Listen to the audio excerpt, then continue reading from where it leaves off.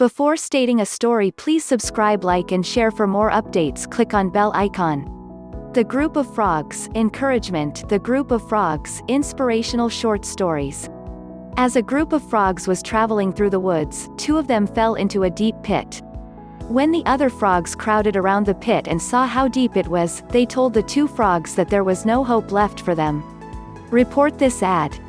However, the two frogs decided to ignore what the others were saying, and they proceeded to try and jump out of the pit. Despite their efforts, the group of frogs at the top of the pit were still saying that they should just give up.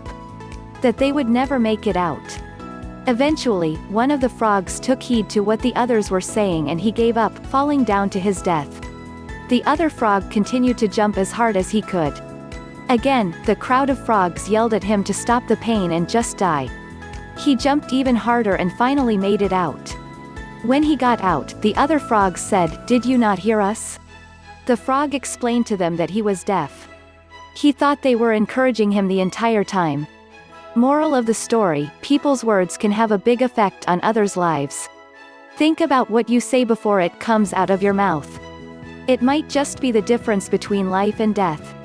Thanks for watching. Stay with me for next video.